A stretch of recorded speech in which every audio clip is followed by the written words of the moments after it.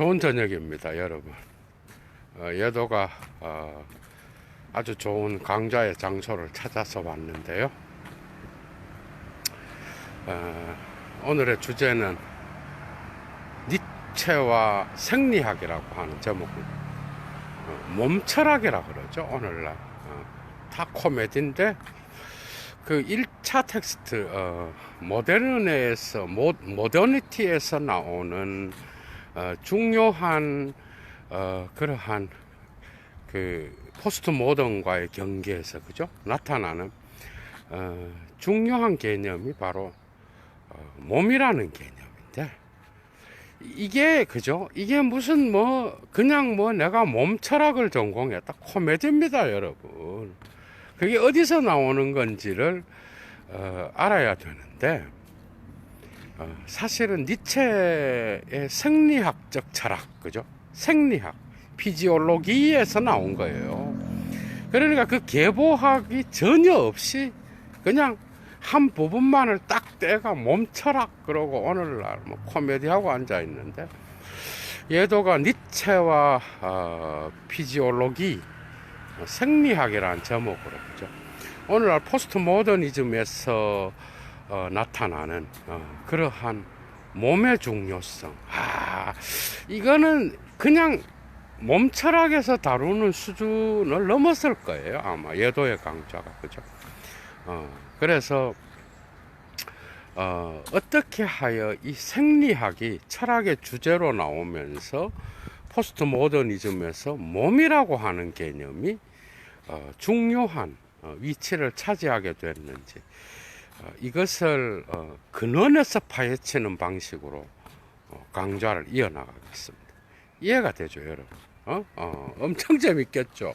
근데 이건 단편 강좌예요. 니체 운트 피지올로기, 독일어로 하면은 니체와 생리학이라고 하는 제목입니다, 여러분. 오늘 단편 강좌 하나를 저녁 때 열겠는데, 뭘 할까 하다가 요게 또 중요한 주제가 될 수 있겠구나.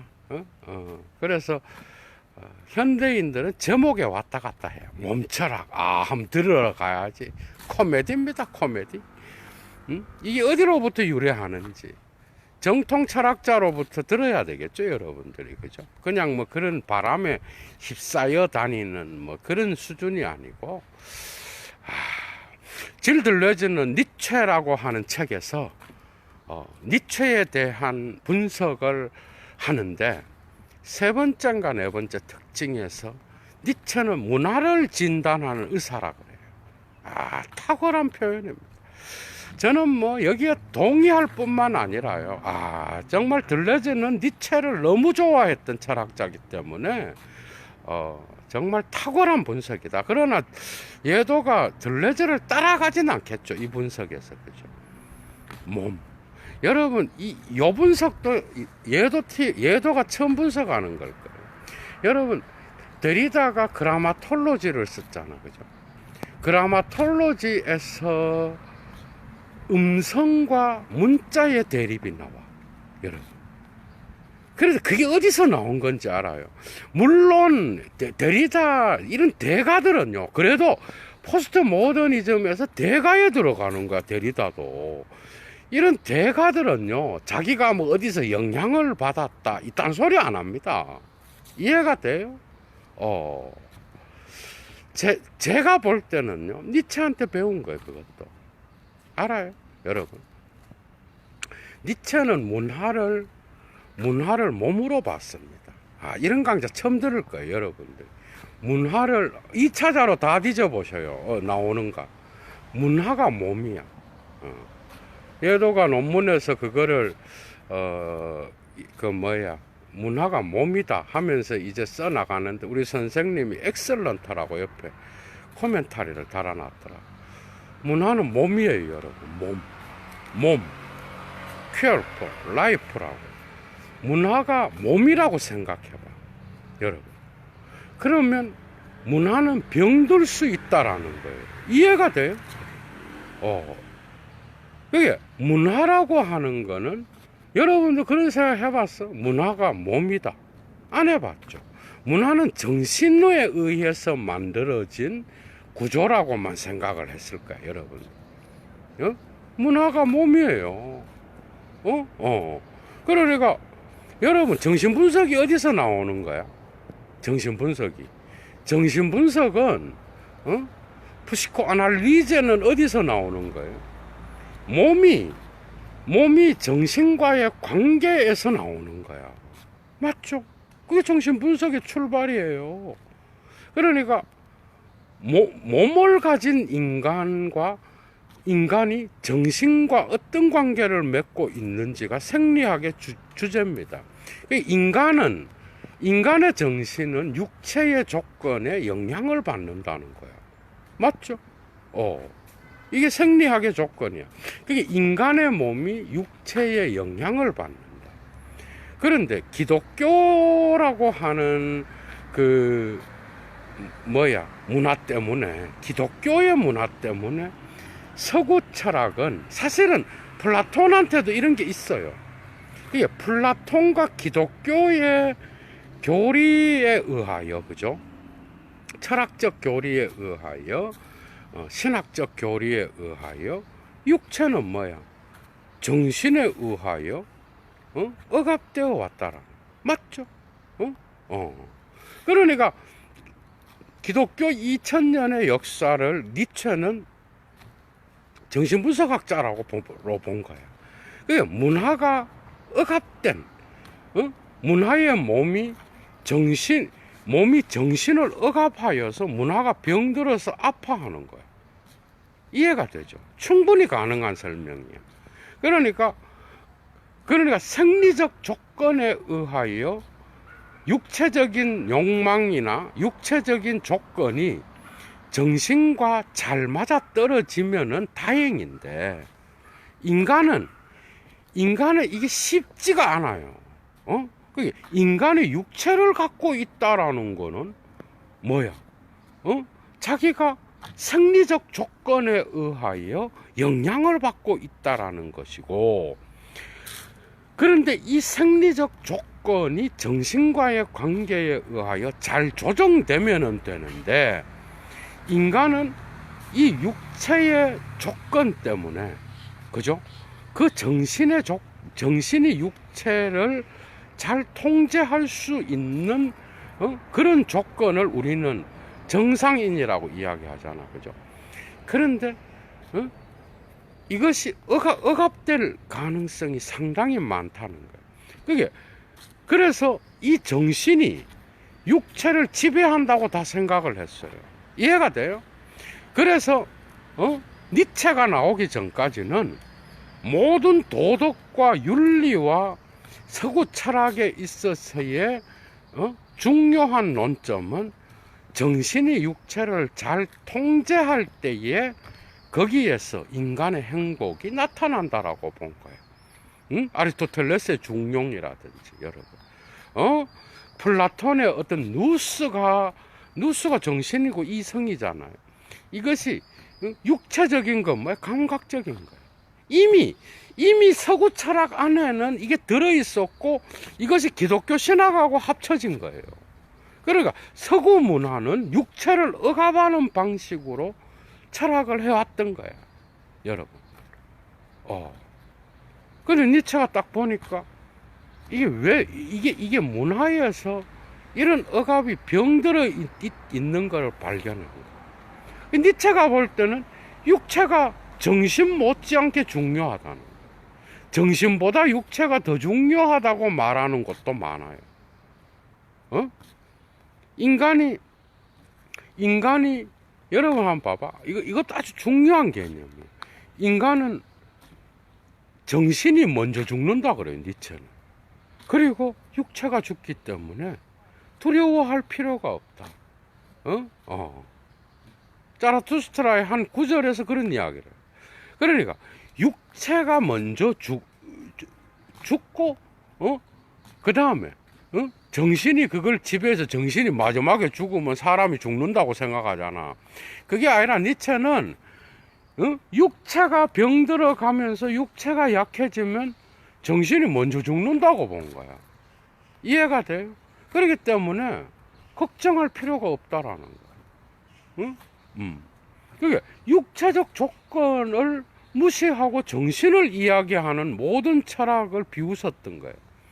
이해가 되죠? 데리다가 여기서 뭘 갖고 간 것 같아요, 여러분? 문자가 중요하다 그러잖아요. 문자는 언어의 뭐예요? 문자는 언어의 육체입니다, 여러분. 생각해 본 적 있어요? 이런 강의 들어본 적 있어? 응? 예도가 말하는데, 저는 어디에서도 이거를, 갖고 오지 않았고요. 니체 1차 자료 강좌를 열려고 새로 요즘, 읽고 있잖아. 예도가 통찰을 한 거예요. 요 내용도. 맞죠? 데리다가, 음성을 중요시 여긴 언어는 음성과 문자가 있는데, 음성을 중요시 여기는 건 정신과 관계된 거예요. 문자는 뭐야? 그 정신을 기록하는, 그 정신을 유지하고 그 정신을 표현하는 수단으로서 육체에 비교될 수 있는 거예요. 물질성이야, 언어에. 맞죠? 언어의 물질성을 연구한 거야, 데리다는. 그러니까 이것도 니체한테 배운 거야. 여러분, 선악의 저편에서 예도가 이미 강좌를 해놨어. 그죠? 뭐야? 모든 언어는 언어의 생리학적 조건에 따라서 문체가 결정된다. 정말 대단한 철학자예요. 니체를 그냥 기독교를 공격한 이 수준으로 알았다가는, 예도가 1차 자료 강좌에서 여러분 엄청 배우잖아, 그죠? 니체의 통찰을. 이런 말을 누가 하겠어요? 그러니까, 독일 민족의 생리학적 조건과 프랑스인의 생리학적 조건이 다르다는. 니체는 자유정신을 표현하면서 이 이야기를 하잖아요. 예도가 이미 강좌를 했잖아, 여러분들한테. 그러니까 프랑스인들의 자유정신은 오히려 독일인보다는 자유정신에 더 가깝다고 본 거예요. 그 이유는 독일인들의 생리학적 조건은 무겁고 맥주를 좋아하고, 그죠? 그 다음에 뭔가 프랑스인보다는 가볍지가 않아. 육중해. 그리고 나서 이거는 자유정신이 되려면 치고 빠져야 되잖아. 치고 빠지는 게 있어야 돼요. 예도처럼 이렇게 좀 덩치가 있고 이러면 안 돼. 뭔가 날렵해야 된다고, 언어가. 그래서 독일어는 뭐야? 상당히 무겁잖아요. 여러분들이 독일어 예도랑 지금 강의를 열잖아. 그래서 그 생리학적 조건이 뭐야? 조건이 또 자유정신에 맞는 거는 불어가 훨씬 더 유리하다고 본 거예요. 여러분, 이해가 돼요? 그게 문화정신분석학자라는 거는 이런 거에서도 이미 드러나는 거예요, 여러분. 언어를 여러분 언어가 정신적인 작용이라고 생각하지, 육체적 조건에 의하여 문체가 결정된다라고 본 자가 몇 명 있어요, 여러분, 지금까지. 대단한 수준이 다른 거야, 여러분. 그러니까 서구 생리상학 전체에서 데리다가 볼 때는 뭐야? 하이데거가 이미 다 해놨잖아, 현존의 형이상학. 이걸 보니까 이 현존의 형이상학 안에서 언어의 문제에서 이 새끼들이 말을 중요시하고 문자를 억압했네. 여기서도 육체와 정신의 관계가 나타나는 거야, 여러분.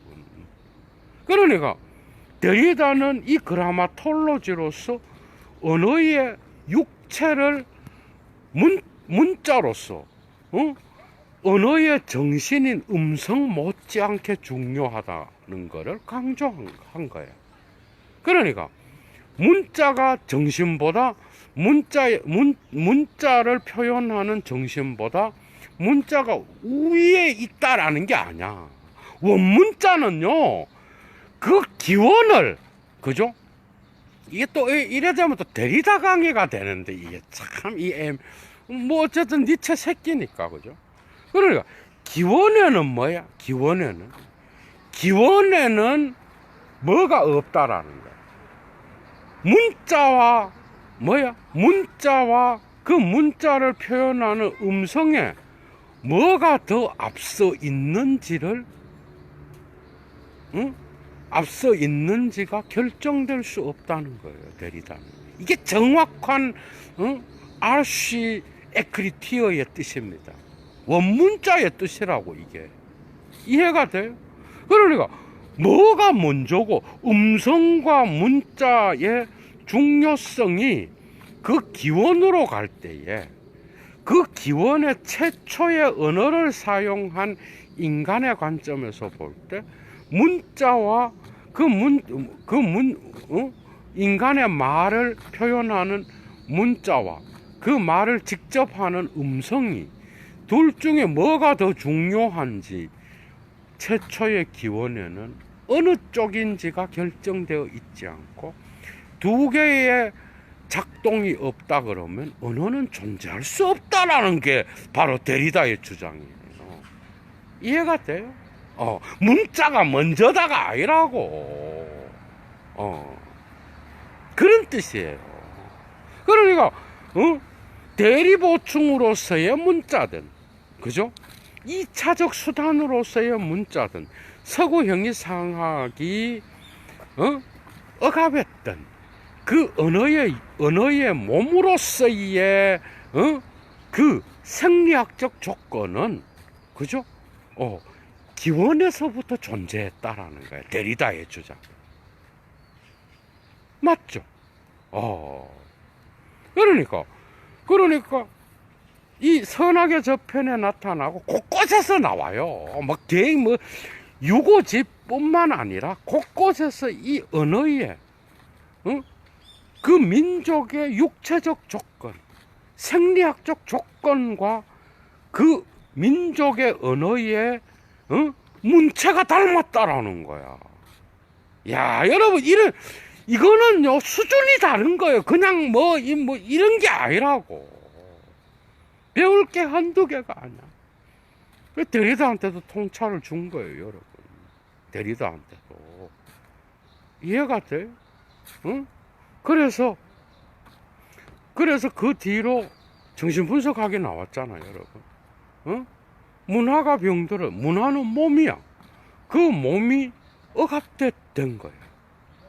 정신의 위력에 의하여 몸을 억압한 게 서구 역사였다라는 거예요.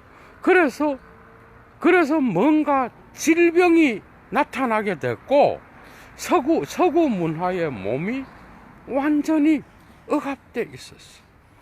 그것은 바로 성직자들의 질병을 보면 알 수가 있는 금식과 성적인 욕망의 억압과 그 다음에 고독, 여러분. 이런 것들을 서구 문화의 퇴폐적 데카당스로 봤던 이유는 니체가 봤을 때는 이러한 문화가 플라톤과 기독교의 그러한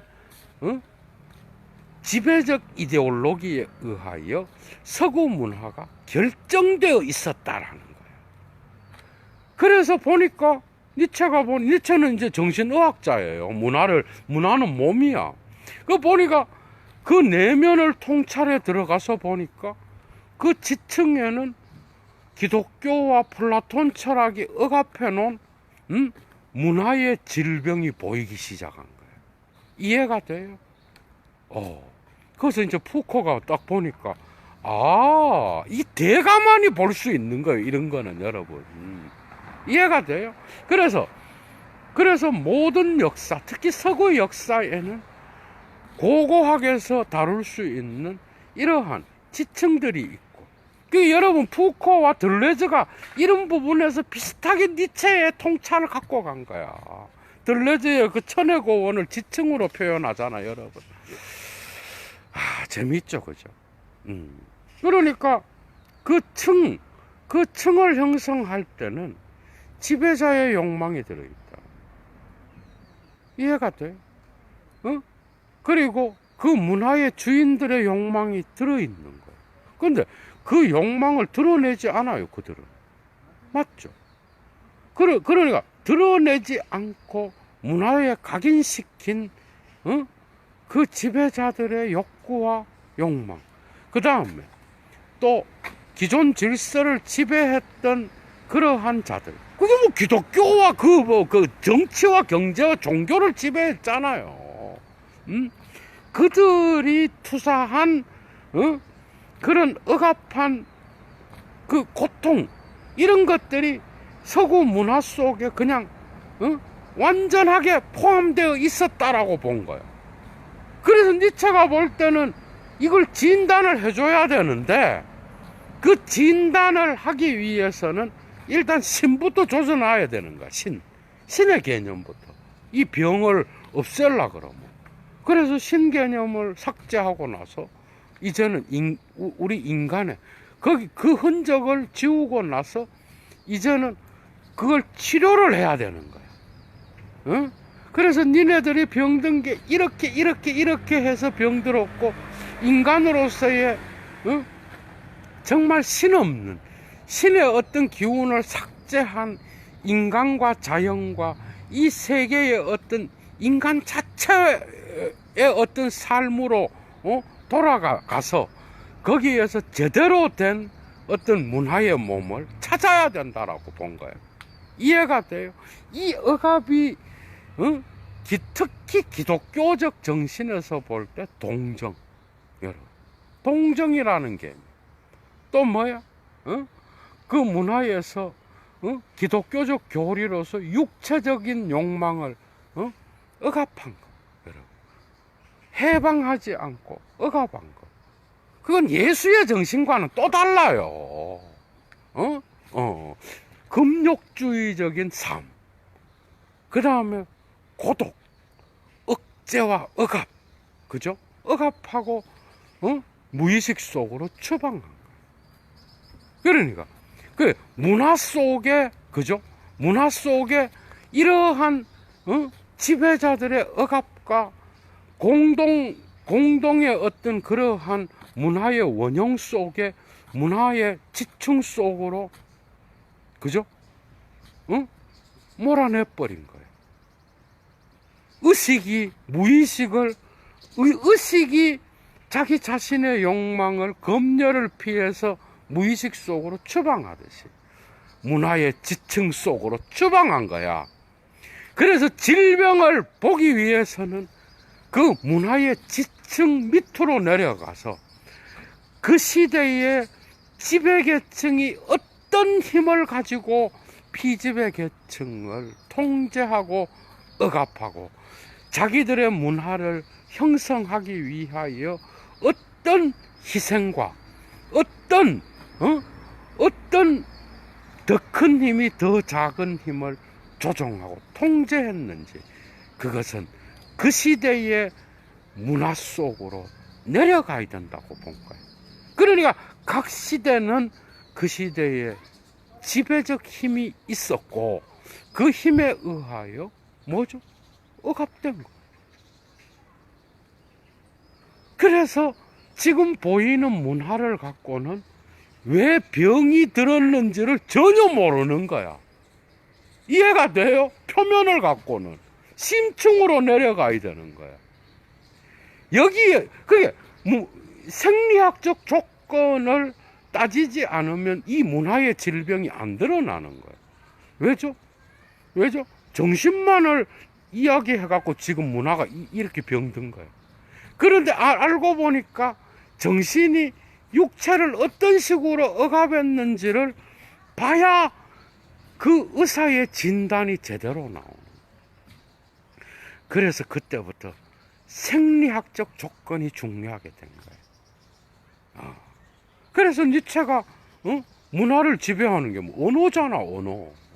또 뭐예요? 언어뿐만 아니라 인간이 언어를 통하여 만들어 놓은 모든 인간 사회의 조직들, 체계들, 이런 것들이 전부 다가 니체에 의하여, 생리학적 조건에 의하여 분석되었다라는, 이해가 되죠?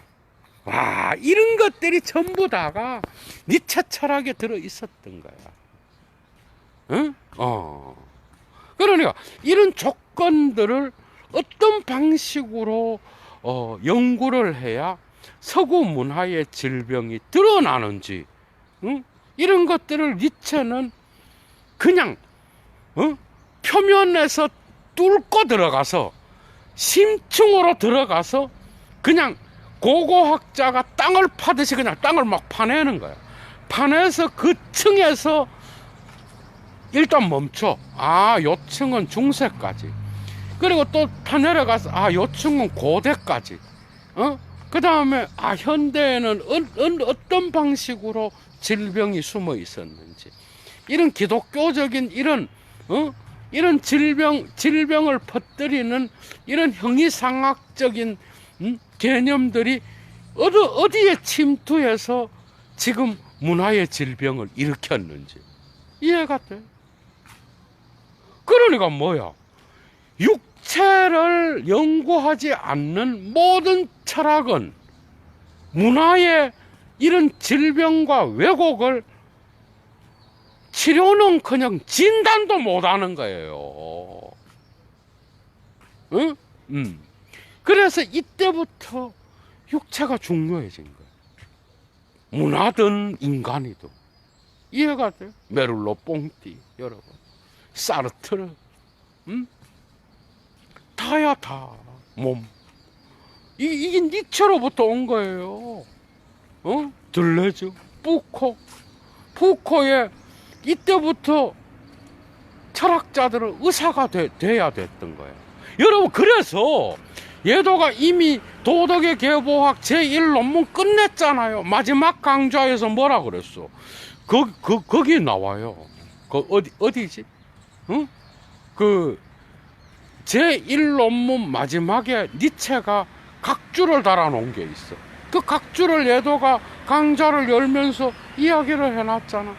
이제 철학은 의학과 타협하고 의학과의 어떤 그런 생리학적인 조건들을 함께 연구하는 그런 철학이 앞으로 나타나야 된다고 니체가 이야기한 거예요.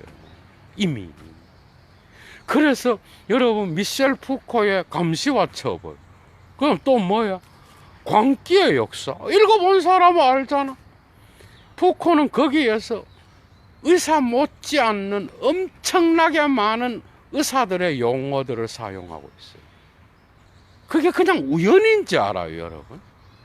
푸코는 철저한 니체의 어떤 이런 사유로부터 엄청난 걸 배웠고, 그걸 자기 방식대로의 역사학을 만들어냈던 거. 그게 계보학, 고고학이야, 여러분. 응? 엄청난 통찰을 준 거죠, 니체가. 응? 알고 보니까 그 광기를 어떤 방식으로 통제하려고 했는지, 광기를 통제한 그 지배자의 손을 보니까, 푸코가 보니까 이거는 말은 정신을 통제하려고 했지만 그 정신을 통제하기 위해서는 육체를 통제해야 된다고요. 그걸 발견한 거 아니야? 그 육체를 통제하기 위하여 정신을 억압하고 그 정신을 죽여버려야 되는 거예요. 그래야 완전한 통제가 이루어지는 거예요. 그래서 몸이 중요한 거예요. 몸을 가둬야 되는 거예요. 지배자들은 몸을 통제하기 위하여 이런 게 다 어디서 온 거야, 여러분? 이미 니체가 도덕의 계보학 이 논문, 이제 예도가 그것도 하겠죠, 강좌를. 그뿐만 아니라 곳곳에서 인간은, 지배자는 언제나 인간의 육체를 통제하면서 정신을 통제하는 거예요.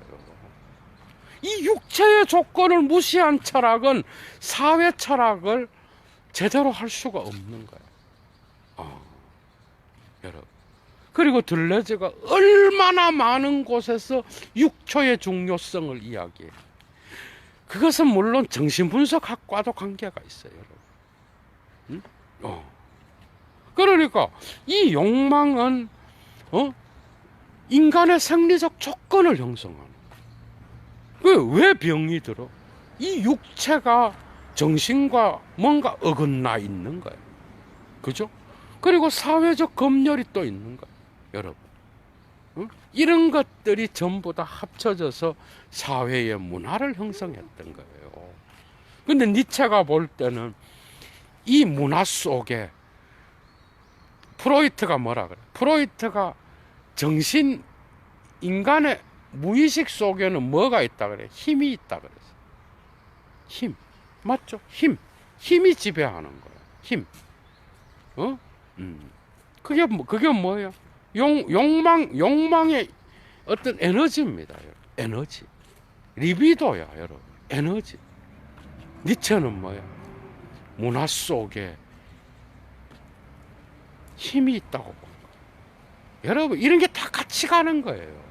근데 그 힘은 여러분, 정신과만 관계가 있는 거예요, 그게? 아니, 육체가 함께 가는 거예요. 그죠? 정신분석학과 니체의 이러한 생리학적 철학은요, 거의 동일한 거예요, 여러분. 그게 그냥 일치하는 게 아니야. 니체가 대단한 거예요, 이 부분에서는. 여러분. 그러니까 힘의 충돌이 있는 거예요. 힘의 존재론이. 힘. 응? 하이데거처럼 그냥 뭔가 이렇게 드러나는 진리가 이게 아니라고. 힘의 존재론을 이야기하는 거예요. 힘의 의지인 거예요. 문화 속에는 이런 힘들의 충돌이 있다고 본 거예요. 그 힘을 프로이트는 수력학처럼 계산할 수 있다고 본 거예요.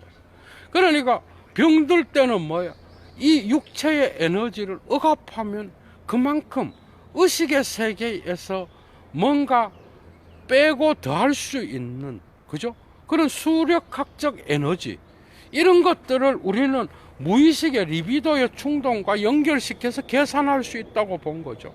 그러니까 니체 역시도 이 문화를 지배하는 무의식적인 충돌들 안에, 그죠? 이런 힘이 있다라고 본 거예요. 힘. 그러니까 힘은 바로 무의식의 세계를 지배하는 개념이에요. 이해가 돼? 그러니까 이 힘이 정신을 결정한다고 본 거야. 그런데 니체도 이 힘이 정신을 결정해서 문화를 형성했다고 본 거야. 이해가 돼요? 그런데 이 힘이 어떻게 작동했는지를 보려 그러면 문화의 심층으로 들어가야 된다고 본 거야. 그게 정신의학자들이 그런데 그것이 심층으로부터 들어가기 위해서는 표면을부터 분석해야 돼. 그 니체 역시도 우리가 말하는 언어라든지 우리가 살아가는 삶의 제도들, 종교, 예술, 이런 걸 분석해 들어간 거예요. 다 보이잖아, 그죠? 그러니까 이 표면에서 드러나는 육체의 어떤 이러한 것들을 분석하여 그 속으로 들어간 거예요. 그 내면에는 힘밖에 없는, 힘의 충동이 있는 거예요. 그 힘은 바로 문화의 무의식인 거예요. 무의식은 보이지 않는 거예요. 숨어 있는 거예요. 이해가 돼요? 그래서 푸코가 니체로부터 이런 걸 배운 거예요, 여러분. 그러니까 뭐예요? 지배자들이 어떻게 그게 지배자들이 어떻게 자기의 지배의 대상을 어떤 방식으로 통제하고 억압하고 그것을 유용성을 위하여, 자기의 유용성을 위하여 어떤 방식으로 통제했는지, 거기에는 반드시 육체의 조건이 들어가야 된다고 본 거예요. 이게 들레즈의 철학에는 너무 다양하게 나와요. 그게 푸코는 자기의 역사관에서 이 역사의 육체의 어떤 그러한 힘들의 어떤 층이 있다고 본 거야. 그게 에피스테메예요. 이해가 돼? 그래서 고고학자가 된 거야. 심층으로 내려가서 다 파헤친 거야. 이런 철학이 가능했던 게 바로 니체의 생리학입니다. 생리. 피지올로기라고 문화를 생리학으로 본 거예요. 그러니까 그게 지금의 정신의 어떤 그러한 만족감과 문화의 정신의 어떤 위대함은 그 조건이 생리학적 조건과 같이 문화의 심층적 육체를 제대로 파악해야 된다. 이 조건들에 의하여 문화의 상위 구조인 정신의 구조가 결정되어 있다라고 본 거예요. 정말 재밌죠, 그죠? 그러니까 이런 것들을 연구하지 않고 그냥 정신만 이야기해갖고는 왜곡의 지점을 파악할 수 없는 거예요. 그죠? 그것을 우리는 포스트 모던 철학자들한테도 본 거예요. 우리는 문자 없이도 말할 수 있다라고 생각했어. 맞죠? 기독교적 정신도 그거를 옹호합니다, 여러분. 왜? 신은 언제나 음성을 통하여 말하거든. 그런데 사실은 더 깊이 들어가서 보면은, 거기에는 문자가 언제나 함께 작동한다는 게 전제되어 있지 않다면 신 역시도 말을 못하는 거예요, 여러분. 맞잖아? 그게 데리다는 어디에서 그걸 본 거예요? 데리다는 바로 언어의 음성과 문자의 관계에서 언어의 물질성이 억압된 서구 문화의 역사를 본 거예요. 그래서 그거를 해체하게 된 거예요, 여러분. 그게 바로 그라마톨로지의 주제인 거야. 하이데거가 준 게 아니에요, 여러분. 이 부분은 이 통찰은 니체가 준 거라니까. 그러니까 인간의 육체적 조건이 정신의 상황을 결정하듯이 문화 속에서도 그 민족성의 생리적 조건이 그 민족의 언어를 사용하는 문체를 결정한다고 본 거는 정말 탁월한 통찰이 아닐 수가 없어요, 여러분. 그렇지 않나요? 이런 철학들이 기초가 되어 있지 않고 무슨 몸이 뭐 어떻다, 소가 웃을 일이야. 이건 오늘날 정신분석학하고 같이 가는 거예요, 여러분. 그 정신분석학보다 더 뛰어난 분석이 니체가 다 해놨어요, 여러분. 이런 언어의 정신분석하고 언어를 정신분석하는 자가 누가 있겠어? 여러분 상상이나 한번 해봐. 상상인, 그죠? 언어를 정신분석하는 자는 없어요, 오늘날까지. 그래서 데리다가 문자의 물질성이 언어의 음성 못지않게 중요하다는 것을 통찰할 수 있었던 겁니다. 그것을 하이데거의 서구 형이상학의 현존의 형이상학 안에서 나타나는 음성의 현존으로부터 하이데거의 절반의 통찰을 니체와 결합해서 데리다는 자기 자신의 그라마톨로지의 작품을 완성할 수 있었던 거예요, 여러분. 이해가 되죠? 참 대가들의 의도까지도 다 드러나는 거야. 그러니까 언어의 조건을 육체의 조건을 연구하지 않고 오늘날, 그죠? 그냥 정신을 이야기한다? 코미디입니다, 여러분. 그러니까 오늘날 그러한 다양한 철학들, 이런 것들이 나타나게 되면서 예술과 미학에서도 니체의 이런 영향들이 그대로 들어가 있어요, 오늘. 그죠? 얼마나 많은 육체가 얼마나 중요한지를 오늘날 예술은 더 잘 보여주고 있거든. 어? 사실은 그 문체에, 그 문자에, 그죠? 우리 김연아 선생님, 시인님도 여기 계시지만, 그 시가 인간의 영혼에 미치는 그 영향 못지않게 시인들이 쓴 그 언어의 물질적 아름다움도 정말 중요한 거예요, 여러분. 맞죠? 얘도가 가끔 1차 자료 강좌할 때 하잖아. 니체의 이 문체는 정말 탁월하다, 정말 아름답다 할 때는 문학에서 그거 역시도 중요한 거예요. 그죠? 그냥 단지 내용으로서 정신에게 영향을 미치는 것도 중요하지만, 그것을 읽으면서 그 운율을 함께, 그죠? 그럼 바로 문체에서 나오는 거야. 문자에서 나오는 거잖아요.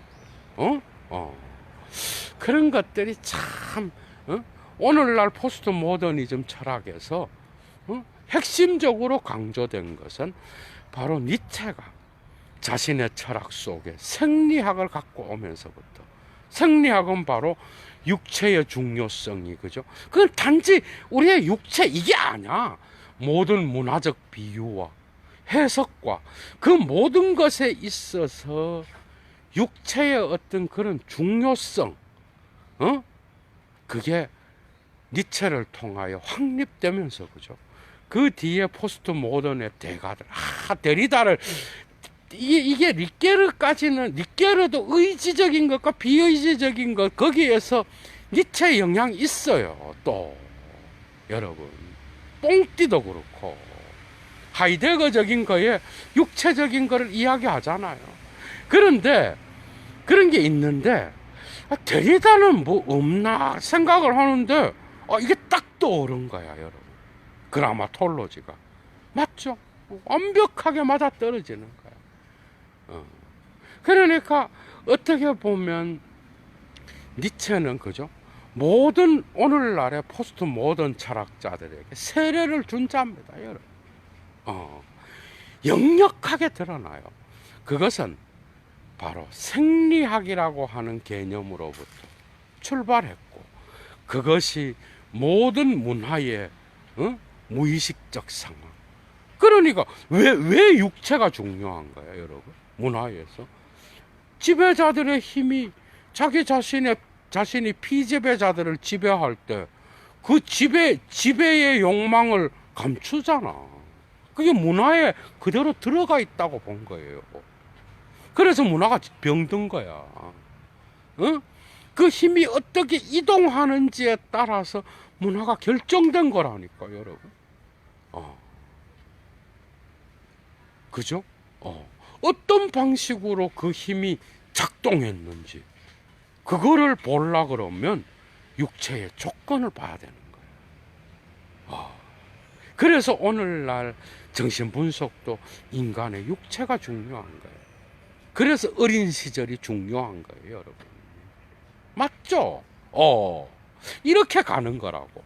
그게 이런 것들이, 니체의 이런 사유들이 정신분석학과 맞아떨어졌고, 그죠? 이런 것들이 이제 포스트 모던으로 들어오게 되면서, 이러한 생리적 조건이 모든 문화 해석에 적용되면서, 오늘날 포스트 모더니즘까지, 뭐 지젝과 바디유 역시도 그렇죠. 아감벤의 미학은 뭐 말할 필요가 없고, 그런 것들에 다 적용될 수 있었던 거예요. 아감벤은 하이데거의 제자였지만요, 하이데거의 제자라는 건 니체의 제자라는 말도 됩니다. 니체에 대한 엄청나게 많은 미학적 소재를 아감벤 역시도 사용하고 있다는 거죠. 예도가 이미 강좌에서도 여러 차례에 걸쳐서 이야기했잖아. 아감벤, 예술가의 고통, 뭐 이런 거, 이런 강좌, 그죠? 거기서 다 이야기를 했어요. 그런 것들이 니체와 생리학이라고 하는 이 주제로부터 나타났다라는 거. 앞으로 여러분들이 계속 발견할 겁니다. 앞으로 예도와 1차 자료 강좌를 이어가면서요. 그죠? 요거는 그냥 하나의 단편 강좌로서 여러분들이 니체의 세계를 파악하기 위하여 중요한 어떤 그러한 주춧돌 같은 거를 알고, 미리 알고, 나중에 니체를 또 1차자로 들어가서 확인하면서 이게 왔다 갔다 하면은 여러분들의 철학적 사유에, 그죠? 상당한 도움이 되리라고 예도는 생각해요. 그래서 오늘, 니체와 생리학이라고 하는 제목으로 강좌를 열게 됐습니다. 여러분. 재밌었죠? 이제, 이 공원을 다니까 모기가 좀 있네. 오늘 모기 한번 4방 쌓인 것 같아. 여러분들 공원 산책하면서 모기를 조심하시기 바랍니다. 얘도는 물러갑니다. 여러분. 주스.